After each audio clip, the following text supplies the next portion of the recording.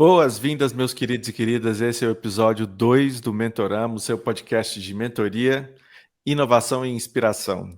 Eu sou Felipe Matos e você é meu convidado ou minha convidada para aprender junto. E dessa vez vamos falar de networking, de conexão, de representatividade, porque estamos com ela aqui, a nossa convidada de hoje, a Dani Carvalho. Vou ler sua bio aqui, seu currículo. A Dani Carvalho acredita que educação, tecnologia e empreendedorismo podem mudar a vida das pessoas para melhor. Por isso, ela atua desde 2010 em iniciativas de fomento à inovação tecnológica e empreendedorismo digital com atuação nacional. Sua trajetória profissional se confunde com a evolução do cenário digital no Brasil. Já apoiou centenas de empreendedores digitais através de iniciativas como a Inventa, a aceleradora Startup Farm, Startup Brasil, Microsoft BizSpark, IBM Smart Camp, AB Startups, Cubo Itaú. Foi gerente da iniciativa Bridge Ecosystem, que é um joint lab entre a USP, 100 Open Startups e a ISA-CETEP, para desenvolver novas ferramentas sob gestão de ecossistemas de inovação. É parceira de programas que fomentam o empreendedorismo feminino através de iniciativas como a Rede Mulher Empreendedora, Mulheres do Brasil e o programa Cresça com o Google e o RME Acelera.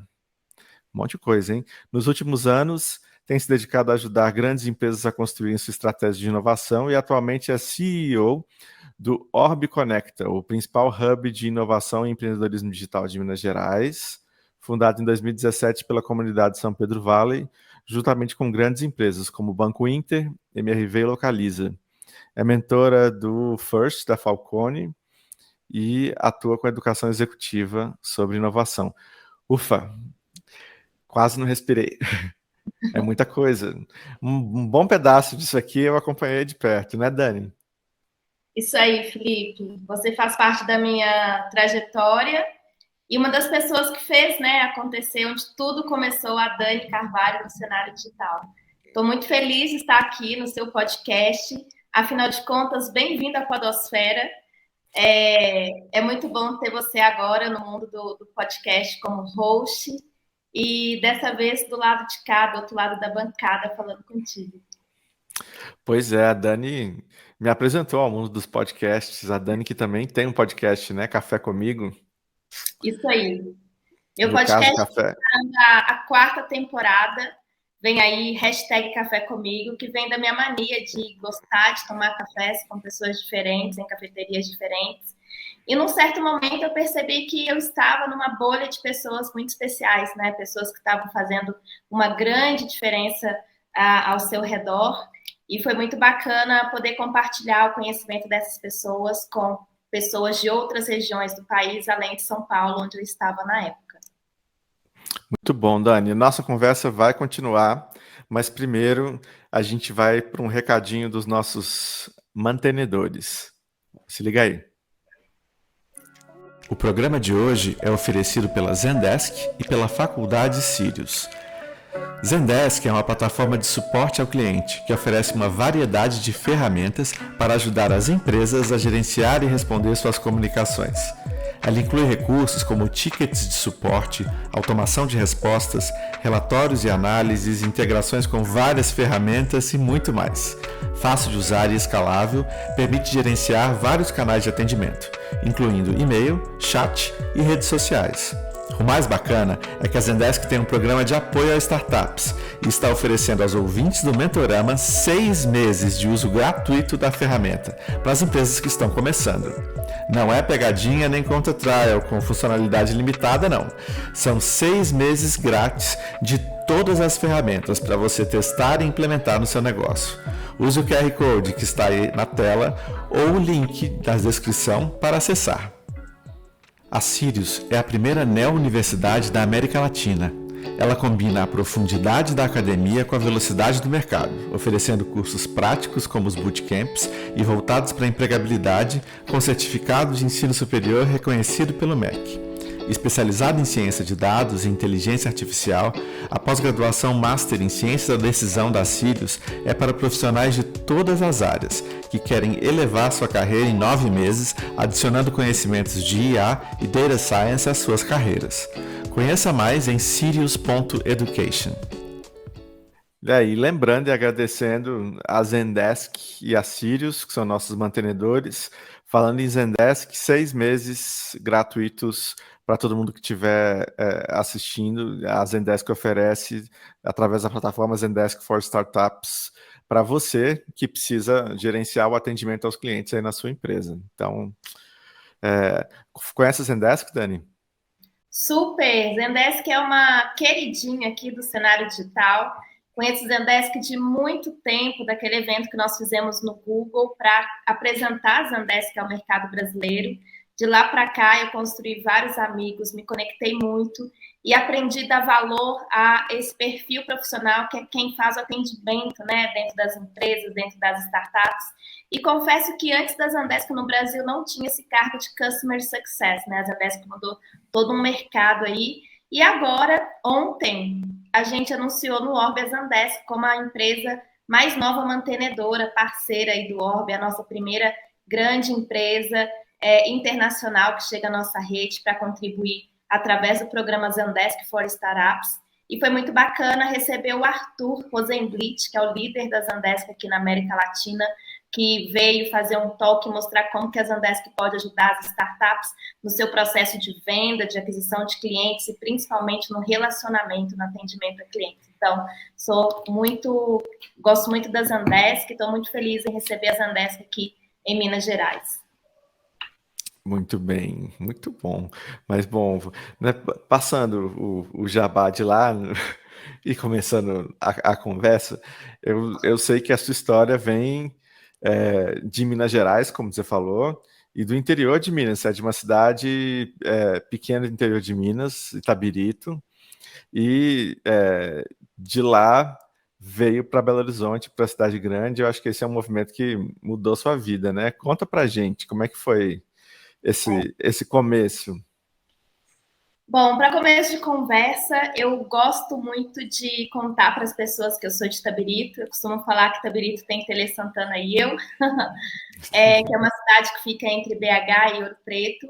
E apesar da proximidade de Belo Horizonte, os costumes, né, e a maneira de levar a vida é bem diferente.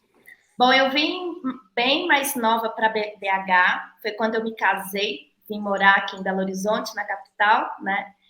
E na época eu continuei trabalhando em Itabirito, eu fazia um bate-volta, mas eu trabalhava com gestão pública e teve uma mudança aí de gestão pública e eu fui demitida. E a partir daí que eu tive a oportunidade de colocar meu pezinho no mundo da inovação, de começar a trabalhar com empreendedorismo digital, com inovação.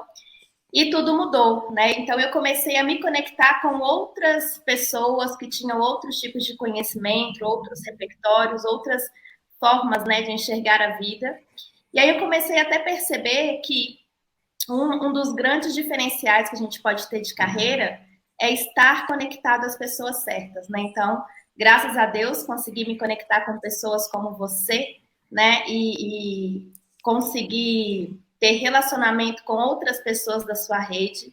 E eu fui crescendo a partir desses aprendizados, dessas interações, da convivência com essas novas pessoas, né? Então, um mundo novo se abriu diante do meu olhar. E antes disso, eu já estudava aqui em Belo Horizonte, fui aluna da UniBH, mas eu não morava aqui. Eu fazia um bate-volta todos os dias, eu trabalhava, estudava, fazia estágio, saía às 5h30 da manhã de Itabirito, voltava no ônibus das 11 horas, ia para casa praticamente para dormir, né? Tomar banho, dormir. E eu lembro de chegar bem de noite, assim, do ônibus, e minha mãe tá lá no pé do morro, lá em cima, me esperando, né? Olhando, me acompanhando com o olhar, né? Subir o morro para chegar em casa. Então, assim, apesar da distância pequena, Itabirito, BH, os costumes e a forma de levar a vida é bem diferente, mas estar aqui em BH, principalmente me conectado com pessoas certas, me fez abrir um outro olhar para a forma de enxergar a vida e também construir, né, o que eu queria para minha vida também. E como a gente tá num podcast de mentoria, eu gosto muito de pegar as dicas, que eu quero uma mentoria aqui com a Dani Carvalho, para aquela pessoa que de repente está nessa situação de morar numa cidade do interior e está vislumbrando mudar, né? Abrir os horizontes. Que dica que você dá para essa pessoa? Legal. Eu acho que cada pessoa que a gente conhece, se a gente tiver de coração aberto, é um mundo de possibilidades que a gente tem pela frente, né? Eu lembro que quando eu quis fazer faculdade, eu não conhecia muitas pessoas que tinham curso superior. Eu conhecia minha madrinha, irmã Mara, que era uma freira do Instituto Inovação, onde eu era uma freira do ISAP, falei errado. E ela era uma pessoa com quem eu convivia, que tinha um curso superior, também na pedagogia, e eu me inspirei muito nela também para fazer esse curso, né? E aí, eu acho que fazer networking, ele tem diversos desdobramentos, né? Acho que dá para a gente também não tentar se encaixar e ser aceito, né? A gente precisa também ter clareza de quem a gente é, de onde a gente vem, porque cada vez mais, quando a gente tenta se encaixar, a gente começa a fazer parte de um padrão e não se destaca, né? Então, é ser você para ser referência, para criar sua audiência também. E também acho que a melhor maneira de criar uma rede é tentar colocar as suas habilidades à disposição das outras pessoas, né? Então, muito do que a gente pode oferecer é o nosso tempo, nosso conhecimento, nossas habilidades, e a partir daí a gente vai se conectando e criando um aprendizado que é muito singular e muito diferente. Então, eu sou porque nós somos. Então, quantas pessoas eu fui interagindo, fui contribuindo, fui trocando, né? E fui crescendo a partir dessas conexões. E para as pessoas que estão em cidades um pouco mais distantes dos grandes centros, como eu estive, acho que o momento presente é um momento onde a gente tem a favor a internet, né? E a internet pode ser um canal que pode ser uma vitrine e um canal de atendimento, um canal de relacionamento também. Então, eu costumo dizer que quem não é visto não é lembrado. Então, a gente pode pensar estrategicamente pelo que a gente quer ser lembrado, né? Por qual referência a gente quer construir. Então, eu diria para as pessoas aí usarem a internet como esse canal para compartilhar o seu conhecimento, compartilhar as suas habilidades, compartilhar como que você quer ser lembrado. E network não é muito sobre mim ou sobre a outra pessoa, mas o importante é quem são as pessoas que conhecem você e qual que é a sua potência, né? Quais são as suas possibilidades de atuação. Então, acho que faz toda a diferença a gente pensar dessa maneira, de forma um pouco mais estratégica, assim, né? As pessoas precisam conhecer sobre a nossa potência e sobre as nossas capacidades para que possam gerar oportunidades tanto de trabalho e de networking, de novas parcerias, e até mesmo se conectar e conseguir construir novas avenidas e oportunidades de negócios também. Agora, Dani, vem cá. Eu te conheço faz 15 anos, sei lá, ou mais. E eu acho que você é a melhor pessoa de networking da vida, assim. A Dani, gente, ela consegue falar com o presidente da multinacional multibilionária e com a moça da faxina, com a mesma simpatia, com o mesmo jeito, e conseguir a atenção deles é uma coisa impressionante. Qual que é o segredo? Acho que o segredo é ser a gente mesmo, né?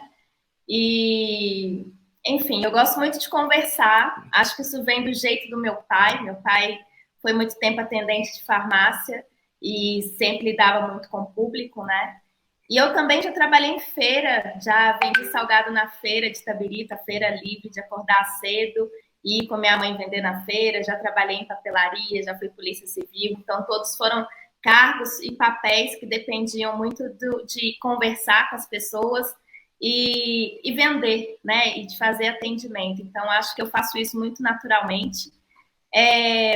E também a gente precisa deixar de se cobrar de ser perfeito, né? Quando a gente está de coração aberto para interagir com o outro, às vezes a gente pensa assim, tem uma pessoa tão importante, um cargo tão alto, o que eu vou falar com ela? E muitas das vezes o que a gente tem de mais importante para oferecer é quem somos, a nossa história, os nossos valores. E se a gente tiver de coração aberto, eu acredito que todo mundo tem um ponto de conexão para conversar, para se conectar, e todo mundo tem sempre o que dar e receber, né? A gente tem na infinidade dos tipos de conhecimento, ninguém sabe tudo e ninguém também sabe todos os tipos de conhecimento. Então, é um processo de troca por aí. Muito bom. Olha só, a gente estava contando um pouco da sua história, e aí né, você falou a vinda para Belo Horizonte, aí entrou no Instituto Inovação, que foi acho que quando a gente se conheceu, né, lá trabalhando no programa de empreendedorismo lá pro governo de Minas na época. E aí você recebeu um convite, que fui eu que fiz, para vir para a Startup Farm, mas foi um convite assim: vem para Campinas, vem para São Paulo, vem para Brasília, vem para o Rio, vamos rodar o Brasil fazendo um programa de aceleração para startups. E foi um convite louco, porque a aceleradora mal existia na época, era uma ideia, um sonho, e você topou embarcar nesse sonho, um pouco assumir a loucura também. Por que que você topou? Como é que foi isso? E eu acho que essa decisão mudou as nossas vidas, né? É. Porque também foi quando eu saí de Belo Horizonte e fui levar o empreendedorismo Brasil afora, e isso me transformou completamente. Ai, voltei no tempo agora. Peraí. Chora não, que eu choro também. Aí vai dar ruim. Ó, já tô. Ó, bom, é, eu iniciei a minha atuação nesse mercado, nesse cenário de inovação, como bolsista da FAPEMIG. Eu lembro que na época eu fazia psicologia na FUMEC, que é um curso que eu não concluí, vi o papelzinho lá, resolvi me candidatar. E foi num programa onde era como bolsa da FAPEMIG, voltado para um processo educacional, onde chamava Programa Mineiro de Empreendedorismo na Pós-Graduação, executado pelo Instituto Inovação. E na época o termo inovação e tudo era muito novidade. E eu lembro que a gente ia nas 13 universidades públicas de Minas levar um conceito de inovação, inovação tecnológica, inovação disruptiva, os tipos de inovação. E desse projeto surgiu uma experiência para mim pessoal e profissional muito diferente.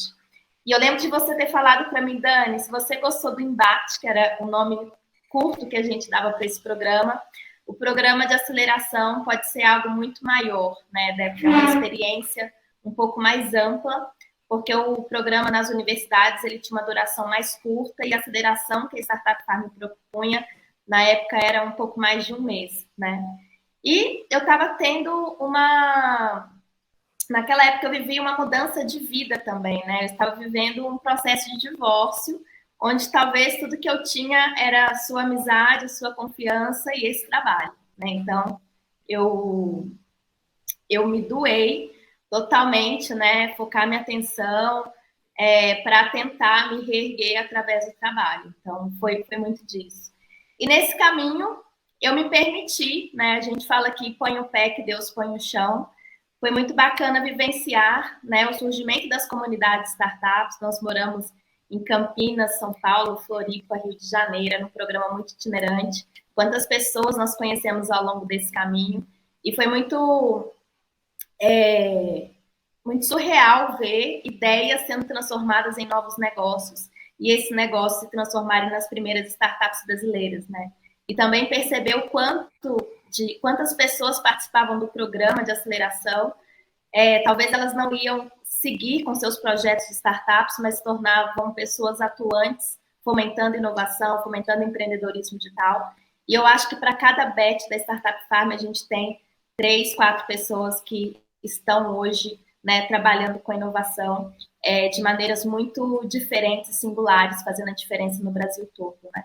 Então, eu lembro até hoje, assim, de chegar no aeroporto com uma mochila, uma mala verde, um travesseiro, e você encontrar comigo lá em Campinas e falar Welcome to Campinas, e a gente começar quase que uma vida do zero, assim, sem construir também, né, o nosso networking, a metodologia da Farm ainda se testando, se ajustando, sendo validada, né? Mas eu me permiti vivenciar ao máximo toda essa jornada, né? sem pensar muito, vivendo muito o momento presente, que eu acho que é tudo que eu tinha ali. Você falou uma coisa, eu nunca tinha pensado por essa perspectiva, né? Mas é um ponto super pessoal que eu sei. Ixi, apitou aqui.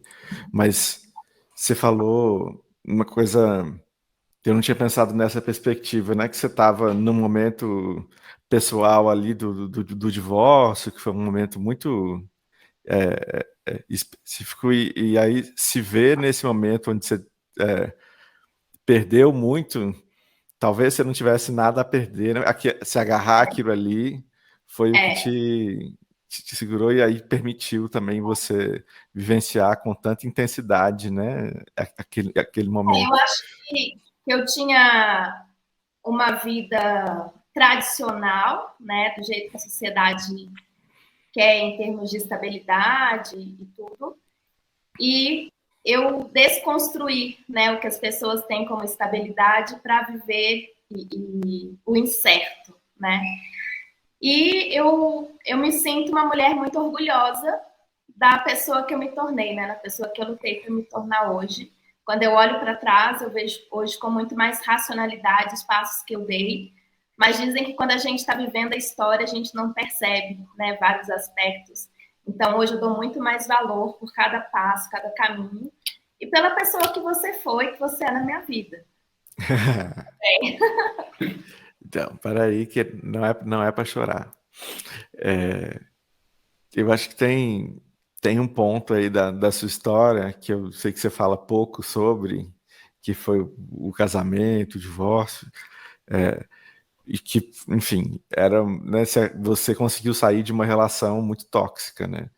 E a gente falava outro dia do quanto é importante também olhar para isso e falar isso para ajudar outras pessoas também que podem estar nessa situação, né? Você se transformou completamente nessa saída dessa relação e se tornou a pessoa que você é, e aquela saída foi muito importante, né? E reconhecer naquele momento. Como é que foi isso? E como é que você pode falar sobre isso de uma maneira a ajudar outras pessoas que às vezes estão dentro de uma relação que não está ajudando, que está segurando o potencial dessas pessoas para que elas possam sair e realizarem, né, todo o potencial que elas têm? Legal. Bom, como o Felipe disse, eu falo muito pouco desse assunto porque é como se nem fosse eu, né? Eu me sinto tão outra pessoa que é como se fosse outra pessoa que viveu tudo que eu vivi. Esse é o sentimento, né? Mas é importante também falar, porque na minha época, durante esse processo de divórcio, eu não conhecia outras mulheres divorciadas, né? Do lugar de onde eu vim, dos lugares que eu frequentava, a gente se falava muito pouco. E hoje é um pouco mais comum, né? A gente tem esse assunto mais no dia a dia das pessoas, nas rodas de conversa, nos podcasts, nas revistas, né? Então eu fui com pouca referência sobre isso.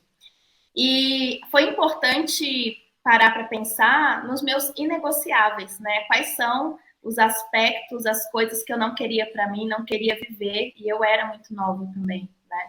Então, foi uma decisão de focar muito em mim e deixar todo o resto para trás, né? Então, tem hora que eu acho que foi tudo muito de uma vez, sem muito planejamento, mas eu estava num ponto de que quais são as coisas que eu não quero para mim, e tentar um passo de cada vez, né? Então, esse um passo de cada vez também foi me agarrar a essa oportunidade de trabalho que você me deu através da Startup Farm, e fazer acontecer. E hoje eu dou muito valor, né, a cada momento dessa jornada, cada pessoa que entrou no meu caminho, cada coisa que eu tenho, porque o sentimento é de construir do zero. E eu percebo também hoje que o processo de divórcio é um processo muito difícil, né, dessa tomada de decisão até você chegar na separação de fato. É como se fosse uma águia que ela ela ressurge, né? Então, para a águia ressurgir, para ela renascer, ela tem que se depenar, ela tem que quebrar o seu bico, ela precisa passar por um processo muitas vezes doloroso para ressurgir. Então, hoje eu me sinto uma outra mulher, vou falar nem nova, eu me sinto uma outra mulher, e muito orgulhosa de quem eu me tornei nos mínimos detalhes, assim. E a mulher que eu sou precisava passar por tudo isso, senão eu não estaria aqui, né? E também eu tenho sentimento, né? Essa semana eu fiz um post falando do Dia Internacional da Educação, e eu tive esse relacionamento onde eu não tinha apoio para estudar, para trabalhar, era como se fosse algo absurdo uma mulher querer trabalhar, ser dona do seu dinheiro, ser dona das suas decisões, ser protagonista da sua carreira. E tanto é que o curso que eu fazia na época eu até tranquei, não quis nem voltar mais, né? Então, eu dou muito valor para a liberdade que eu tenho, né? Principalmente de tomar essas decisões.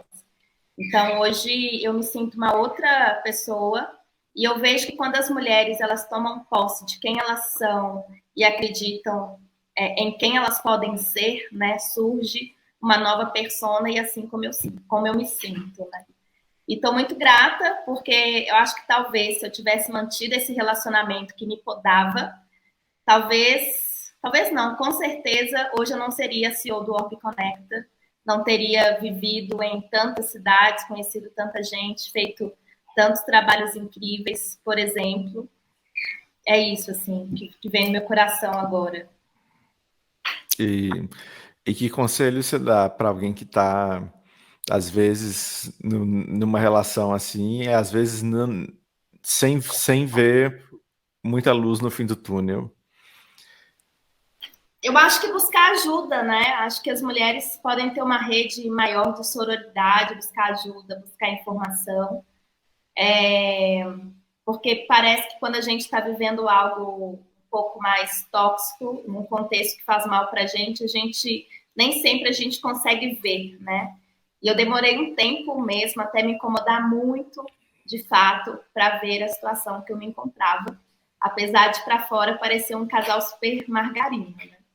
Então, tomar cuidado também para perceber, será que a gente está deixando de ser a gente mesmo para agradar o outro, para se tornar, né, quase o que o outro almeja, né? Então, eu diria para buscar ajuda, conversar com outras pessoas, com outras mulheres, e que há vida depois de um divórcio, e ela é muito boa também. Ah, sim, pode ser maravilhosa. E não bastasse o Startup Farm, você foi para o Startup Brasil, né? É, E, que foi um programa de governo, né, para apoiar startups, para onde eu fui diretor desse programa e te convidei mais uma vez. Então, mais um capítulo aí das nossas vidas, né, em comum. Você foi para Campinas. Como é que foi essa mudança de trabalhar para o privado para ir para o público? nossa, eu acho que o mais diferente era equilibrar chefias diferentes, né? Então, o Startup Brasil foi o primeiro programa de apoio governamental para startups no Brasil, tanto empreendedores estrangeiros quanto brasileiros. E a gente tinha chefias diferentes, porque era um programa do governo federal, gerido pela Apex, pela Softex, e muitas vezes cada um queria. Né? Também Não pelo Ministério da Ciência, Tecnologia e Inovação, né? Que era o tinha pai do programa. Então na verdade, tinha o CNPq, tinham várias entidades, né, envolvidas. e que muitas vezes elas não estavam na mesma sintonia ou focadas na mesma estratégia. Então, talvez o que era um pouco difícil era equilibrar, né, como a gente se reportar e atender cada um deles. Mas eu percebo também que foi um momento muito importante no cenário digital, de ver o surgimento de várias aceleradoras de startups que até então, né, era algo muito novo, de ver surgindo a Wayra, Baita, Wall, a ACE, e como que essas aceleradoras, ao invés de ser simplesmente concorrentes, elas eram aceleradoras que conversavam entre si, né? Eu lembro que o Pedro da ACE tinha até feito uma associação, né, entre as aceleradoras, Uhum. tinha aprendido que para ganhar força, né, e fazer solicitações perante o governo precisava de uma certa organização, né? Então, nessa época, eu vi muito o valor de trabalhar com empreendedorismo digital, o valor dos negócios, porque até nesse momento a gente começava a ver as startups aceleradas pela Startup Farm ganharem um pouco mais de projeção, né? Ganharem muito mais escalabilidade. Então, era um pouco mais fácil explicar para as pessoas o que era o Startup Brasil e qual é o impacto dele. E, com certeza, ele foi um marco no cenário digital, né? Também, quando a gente pensa em apoio governamental, em bolsas para os empreendedores começarem os seus projetos, né? Principalmente em fase inicial, e também a importância do papel das aceleradoras naquela época, né? Então, foi um aprendizado muito bacana e fiz muitos amigos, né? Então, eu lembro que a gente ficava entre Campinas, São Paulo, Brasília, né? Foi uma rotina muito, nossa, surreal. Passa um filme na cabeça, né? Tá passando na minha aqui. Eu lembro que quando, depois de muito tempo estar em São Paulo, quando me perguntaram, qual dificuldade que você tem? Então, para mim, por um tempo, era estranho acordar e dormir na mesma cidade, né? De tanto que a gente viajava, vivia com a mala pronta e no aeroporto, né? Também. Você nem se fala. Nossa, acho que foi a época que eu mais viajei na vida. Se bem que depois eu continuei viajando muito, não sei, mas certamente foi. Eu cheguei a fazer 12 cidades em uma semana. Fora o Startup Weekend, né? Que a gente estava ajudando a trazer para o Brasil. Antes de ser da Techstars, né? Então tinha um trabalho muito grande de mostrar o que era, de engajar as pessoas, de ter voluntários. Não era esse engajamento que é hoje, né? Tinha um certo despertar para essa iniciativa e a gente executava junto com vários outros parceiros o Startup Weekend, junto com o Startup Brasil. Então, muitas vezes era estar em cidades diferentes por causa do Startup Brasil e nos fins de semana ainda pelo Startup Weekend. Pois é, né? Empreendedor não tem fim de semana, né? E a gente, acho que a gente, né, era empreendedor do ecossistema, né? De certa forma, estava fazendo a roda girar. E aí veio um convite para o Cubo, né? Que foi uma grande mudança aí na sua vida, na sua carreira. Eu acho que você é a primeira community manager que eu conheço. Não existia esse cargo antes no Brasil, pelo menos não que eu soubesse. E você foi a primeira community manager do primeiro grande hub, né, privado de inovação do Brasil, que é o Cubo, né, lançado lá pelo Banco Itaú e pela Redpoint Ventures, que hoje já está muito maior, né? Era o Cubinho, já é o Cubão, um prédio muito maior, se a gente pensar em espaço físico, porque vai muito além disso, né? E foi um momento também onde nossos caminhos deixaram né, seguiram se cruzando muito, mas agora a gente seguia caminhos diferentes, né? Eu fui continuar empreendendo em outros caminhos e você foi pro Cubo. Eu acho que aí primeiro teve um desgrudar do Felipe Matos, assim, porque eu acho que muita gente te reconhecia como alguém que estava sempre comigo, né? E você foi construir a história da Dani Carvalho separada, que eu acho que foi importante.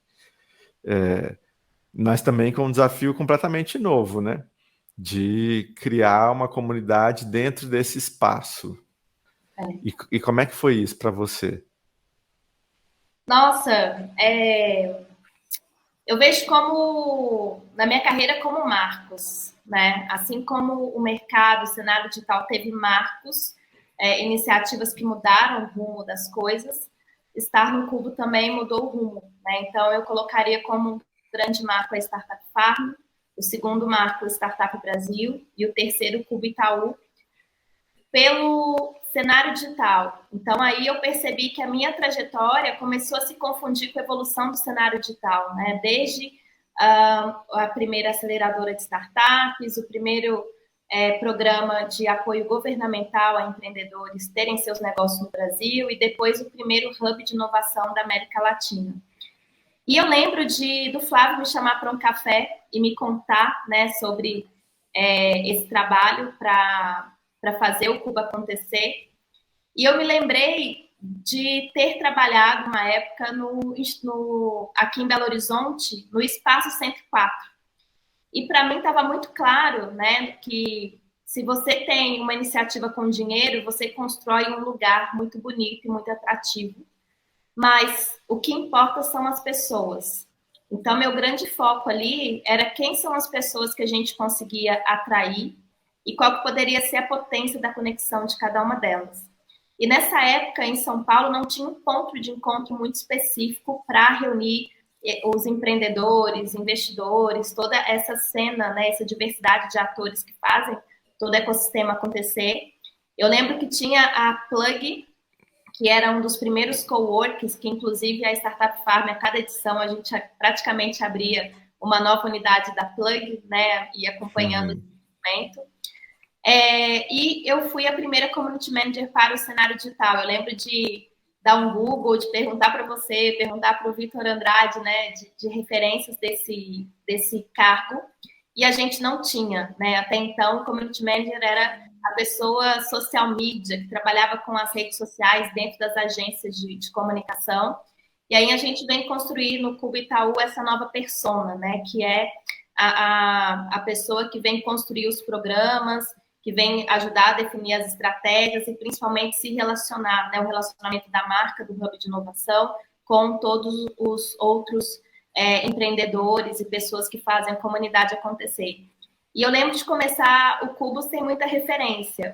Na época, o Flávio Pripas, ele me disse que a Redpoint Ventures tinha um braço na China que chamava Tech Temple, que por ser um lugar muito populoso, era um ponto de conexão entre as pessoas, e trouxe o conceito de serendipidade, uma tradução do termo serendipity, que é estar aberto aos encontros que acontecem por acaso.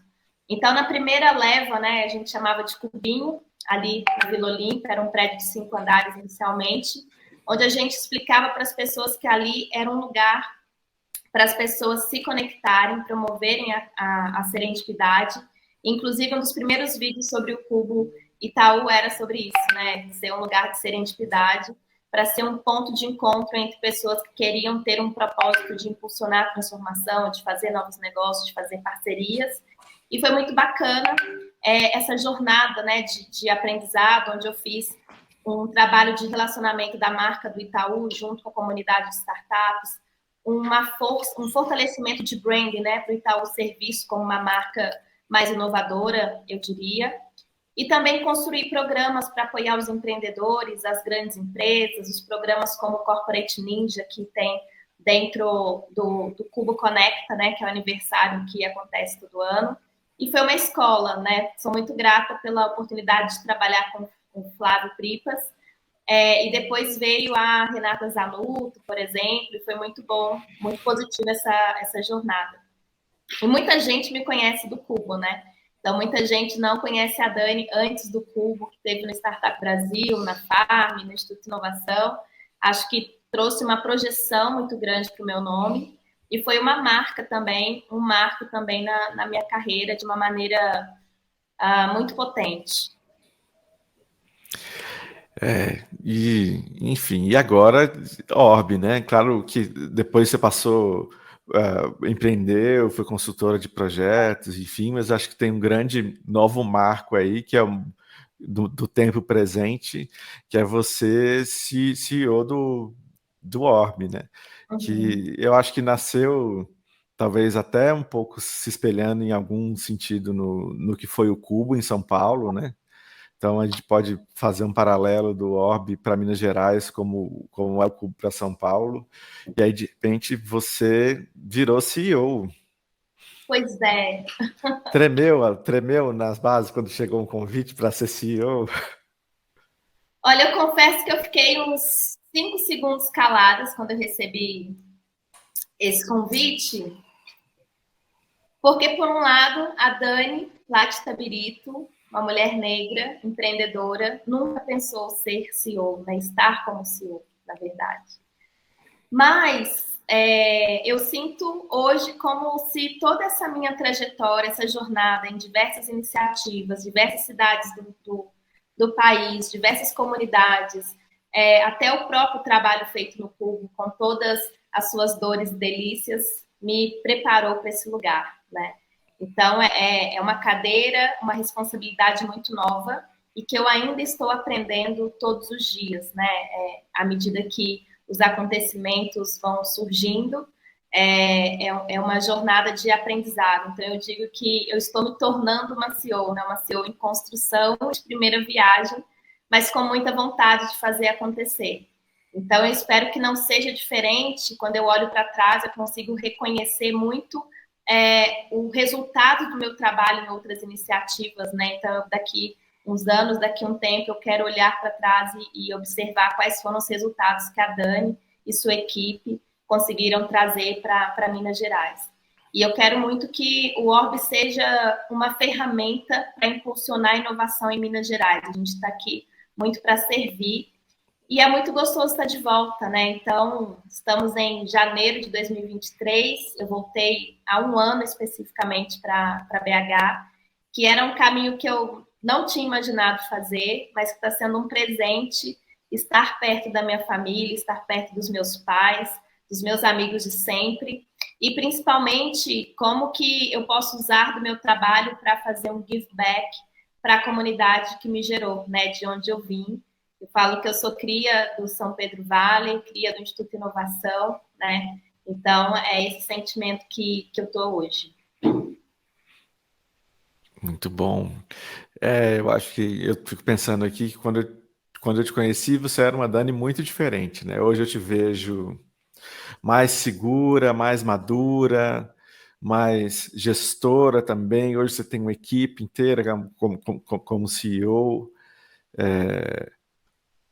Como é que que diferenças que você vê aí, e o que você se atribui, né, agora em termos de habilidades, modos de pensar? Como, como que é essa Dani de hoje, mais madura? Bom, eu acho que eu era muito executora e hoje talvez eu tenha construído um papel e uma visão um pouco mais estratégica, né? Me percebo muito resiliente, né, de se adaptar aos contextos, às mudanças também, e aprender que eu preciso estar com pessoas que vão somar, né? Então, não sei tudo, me colocar num papel até de humildade, né? De estar sempre em constante aprendizado também e de tentar trazer as melhores pessoas para fazer esse caminho junto comigo, né? Então, às vezes a gente vai um pouco mais devagar, vai nem sempre como a gente quer na sua totalidade, porque é difícil delegar, né? Como líder, mas a gente ganha mais força na execução quando a gente tem pessoas, né, que vão junto com a gente, que sonham junto com a gente.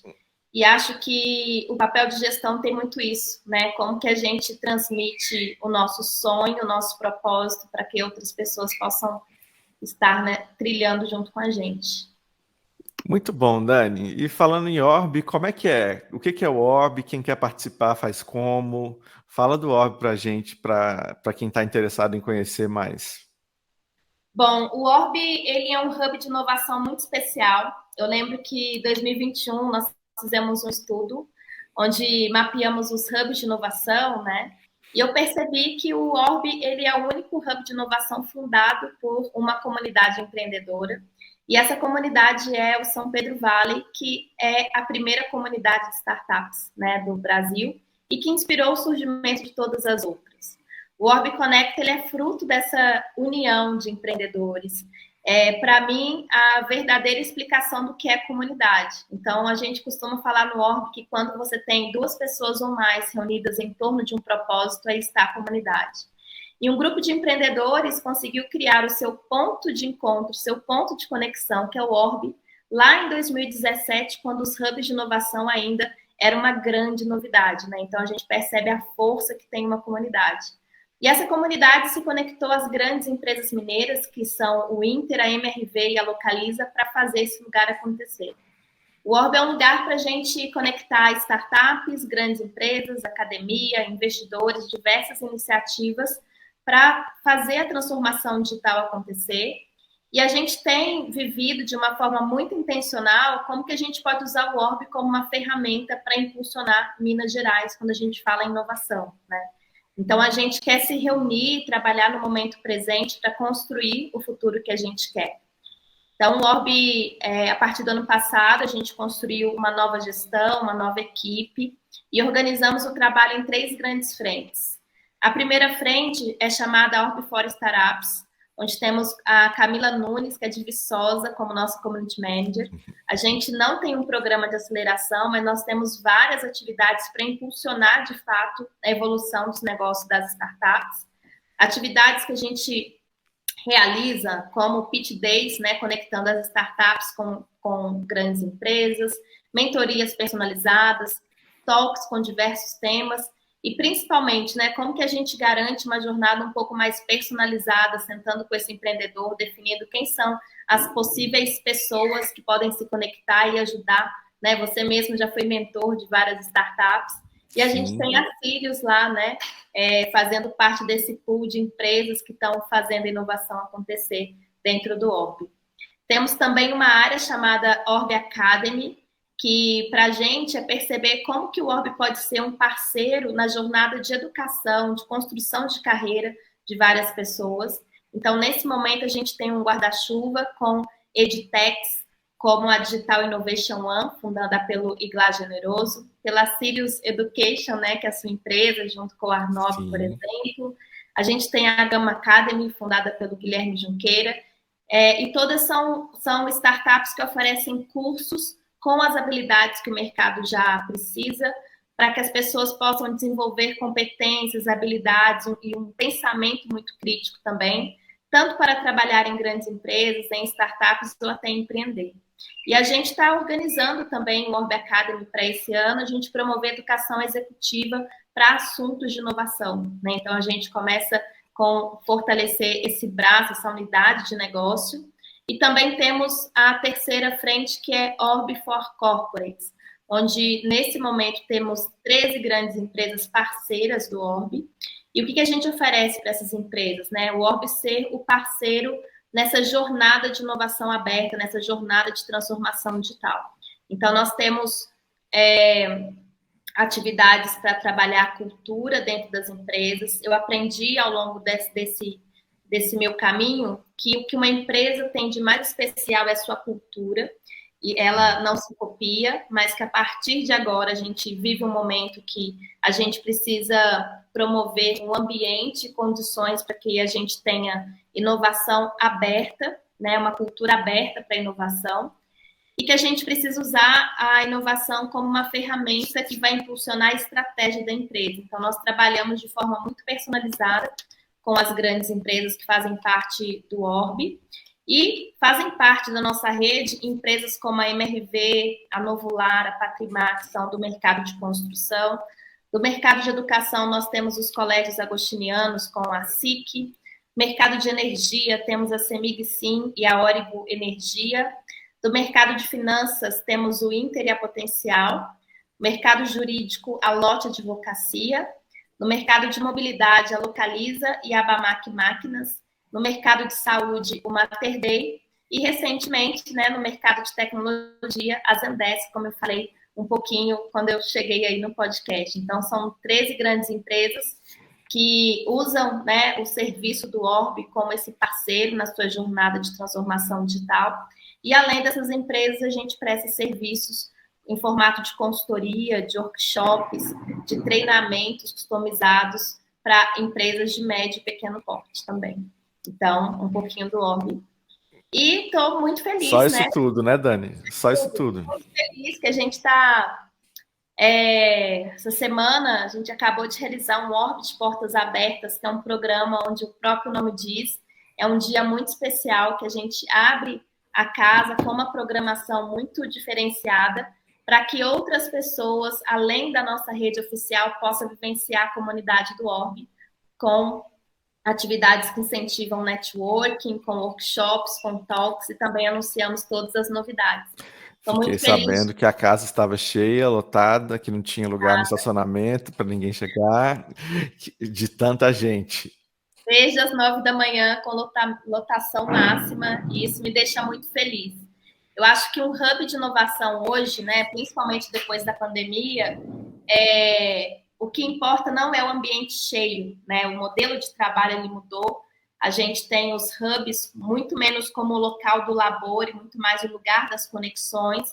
E o Orb tem sido isso, apesar de ter essa lotação em dias muito específicos, como o dia do programa de Orb de Portas Abertas, né? Então, o Orb ele é muito esse lugar onde a gente quer construir o senso de pertencimento nessa comunidade, para que as pessoas possam trocar oportunidades, experiências, informações entre si, e juntos a gente conseguir construir novas avenidas de negócio, né? Impulsionar os negócios aqui de Minas para todo o Brasil. Muito bem. E agora sim a gente vai conhecer o trabalho de uma startup brasileira no quadro Startup da Hora, que está começando agora. Rodou.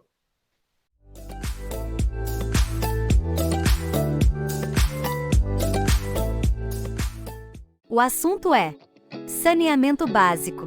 Vivemos num país em que impressionantes 45% da população não possuem acesso a tratamento de esgoto, de acordo com a Agência Nacional de Águas. É quase metade da população sem esgoto tratado. Por isso mesmo, há uma urgência por novos caminhos que possam mudar esse cenário. E se eu te disser que existe uma solução brasileira super disruptiva para esse problema, surgida lá no sul do Espírito Santo e que foi parar na Semana de Inovação e Tecnologia de Singapura? Pois é, a startup Zero Esgoto se propõe a expandir o sistema de saneamento no Brasil e promover o manejo sustentável da água com um sistema revolucionário, porque é simples, de baixo custo, fácil de manter e de instalar. Manejo sustentável de água, aliás, é um dos Objetivos de Desenvolvimento Sustentável da ONU. Mas como a mágica acontece? A Zero Esgoto se apoia na biotecnologia para realizar o tratamento do esgoto. Uma bactéria degrada o esgoto em fases, de modo que a água possa ser reutilizada ou devolvida à natureza sem causar danos, sem gerar resíduos e sem gasta energia. O sistema funciona basicamente assim: é utilizada uma biomassa de bactérias em vários estágios que elimina as impurezas da água do esgoto sem gerar resíduo sólido, como lodo. E aí a água tratada é passível de reutilização ou descarte no meio ambiente, já que é a chamada de classe 2. Isso significa que possui qualidade similar à água da chuva e dos rios, ideal para a irrigação de algumas espécies de plantas, por exemplo. E tem alguns pontos super interessantes destacados pela própria empresa. O processo não utiliza produtos químicos, nem consome energia. Pode ser aplicado em esgotos domésticos, sanitários e efluentes industriais. O tratamento é rápido, dura cerca de 6 horas. O sistema amadurece com o tempo e pode melhorar sua eficácia. E como já falamos, não gera resíduos. De um lado entra esgoto e do outro sai água tratada. Se isso não é inovação de qualidade, não sabemos mais o que é. É justamente esse diferencial que levou a startup Zero Esgoto para Singapura como representante brasileira na área de Deep Techs, isto é, empresas que desenvolvem tecnologias complexas como solução para desafios de grande magnitude. E aí, o que você acha da solução da Zero Esgoto? E de volta, para a gente fechar aqui o nosso podcast, Dani, a gente sempre termina pedindo para os convidados comentarem um pouco sobre erros que cometeu, sobre falhas, sobre...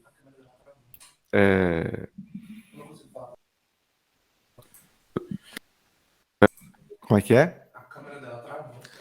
Eu tô vendo a câmera dela aqui. Ué, ela travou agora. Travou lá? Volta lá. O Gabriel veio aqui para dizer que a câmera travou. Ai, meu Deus, tô toda cheia de caras e bocas. Como será que se travou, hein? Mas aqui não travou, não. Agora foi. Foi? Ah, pá. Então vamos de novo da volta do Startup da Hora. Aí. E agora, seguindo no podcast, estamos caminhando para o fim. E Dani, a gente sempre termina aqui o podcast pedindo para os nossos convidados compartilharem um pouco sobre erros, sobre falhas, sobre erros que eles cometeram e como eles aprenderam com esses erros, porque a gente aprende muito errando e a gente fala muito pouco sobre o erro, né?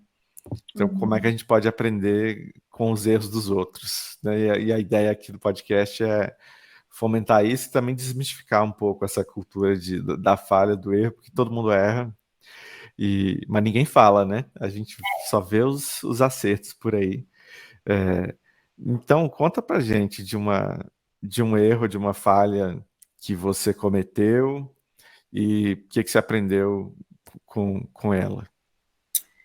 Bom, eu vou trazer um erro como Dani empreendedora, né? Eu acho que um conhecimento que eu adquiri talvez um pouco tarde é misturar o dinheiro pessoal com o dinheiro do PJ, né? E a partir de começar a conviver com a Karine Sandler, da Finanças Femininas, eu lembro de chamar ela para tomar um café, sentar comigo e vamos conversar aqui. Era um assunto que eu não me dedicava, né? Então, hoje eu atuo com esse tema de finanças pessoais e finanças da empresa de uma maneira muito mais estratégica, mais racional, que é algo que eu acho que eu deveria ter aprendido antes e não desenvolvi essa competência e cometi vários erros, né? Então, eu destacaria esse ponto. E também é um recado, né? Que eu acho que é um conhecimento que a gente deveria ter desde a escola, né? Desde o nosso seio familiar, né? Então, acho que talvez o conhecimento que eu tive nos últimos anos sobre isso me impactaram de uma maneira muito positiva e mudaram a forma como eu tomo decisões, como eu coloco o pé no chão, né, também. E é um conhecimento que eu gostaria de ter tido bem antes também. Educação financeira. Educação financeira. E outro que eu aprendi com a Karine Ross, na época ela estava no Elas, que era um Instituto Elas, de que eu acho que faltou talvez ser um pouco egoísta, sabe? Então eu sempre tive trabalhando para que os lugares e as iniciativas que eu tivesse trabalhando dessem certo sem pensar muito em mim, né? Então se colocar em primeiro lugar também e construir o meu nome, o meu repertório, eu acho que demorou um pouco para cair essa ficha, e foi algo que a Karine Ross me trouxe, e ela é uma mulher que ensina outras mulheres a hackearem o sistema, né, e perceberem também as suas habilidades, ensina habilidades de negociação, né, que é um conhecimento que eu acho que eu poderia ter tido um pouco antes. Mas estou muito grata também pela jornada que eu fiz. Então, talvez se não tivesse tido os erros e acertos e que eu tive ao longo do caminho, eu não seria quem sou, né? Sem dúvida. Eu estava falando isso com o Arnóbio no episódio anterior, de que, enfim, não fossem os nossos erros, não seríamos nós, né? Aqui. Então, que ele dizia que não se arrependia de nada, e eu também não me arrependo, não. Aliás, talvez me arrependo de muitas poucas coisas, para não dizer que não é de nada, mas essas coisas nos trouxeram até aqui, né? E formaram quem a gente é, enfim. Mas, enfim, acho que a gente sempre faz o melhor no contexto que a gente está, com aquilo que a gente tem, com o que a gente sabe, e depois vai aprendendo outras coisas e descobre que a gente fez muita bobagem lá atrás. Mas talvez esse seja o processo, né? E essa convivência, né, com a Karine, com a Amanda, foi algo que me deu uma virada, né? E muitas pessoas falam que começaram a me conhecer e me notar a partir desse movimento que eu fiz, a partir da consultoria delas e do trabalho junto com elas. Então, como eu diria, produtos ou ações mais palpáveis, eu diria que eu criei um site, né, danicarvalho.com, para quem quiser conhecer. Então, eu comecei a trabalhar também um pouco da Dani Carvalho como empreendedora, e não a Dani que está na Farm, a Dani que está no Startup Brasil, a Dani que trabalha com outra pessoa, e sim ter uma firmeza da construção do meu branding e de ser lembrado por aquilo que eu posso oferecer, né? E a partir daí a gente começa a criar oportunidades de trabalho que até então elas não chegavam até a mim, né? Então, a partir disso, eu tive oportunidades de trabalho que me fizeram crescer de uma maneira muito singular também. Muito bom, Nani, acabou. Chegamos ao fim. Queria te agradecer muito por ter, enfim, topado estar aqui, né, nesse segundo episódio. Estamos no comecinho do podcast, e aí a gente vai chamar os amigos. Então, obrigado por topar e por acreditar em mais esse projeto. E, enfim, espero que as pessoas possam te conhecer um pouco mais a partir daqui, a pessoa que você é, e, enfim, que isso ajude a seguir nessa trajetória de muito sucesso cada vez mais. Amém. Estou emocionada e honrada na mesma intensidade de estar aqui contigo. Pelo amigo que você é, pela pessoa, né, que me estendeu a mão sempre quando eu precisei. Emocionada de verdade. E eu nunca vou cansar de falar, né? Eu acho que a gratidão é a melhor forma de agradecer. E a gente tem sempre que lembrar, né? A gente é a soma das pessoas que estiveram com a gente, nos estenderam a mão, porque sozinha a gente não chega lá. E você faz parte da minha vida, da minha trajetória. Que podcast seja só sucesso. Já estou aqui engasgada. Maravilha. E obrigado para você que assistiu com a gente, ficou até o final. Espero que tenha sido tão bom para vocês quanto foi para nós aqui, ou pelo menos para mim. E a gente se vê no próximo episódio do Mentorama. É isso aí. Um abraço. Tchau.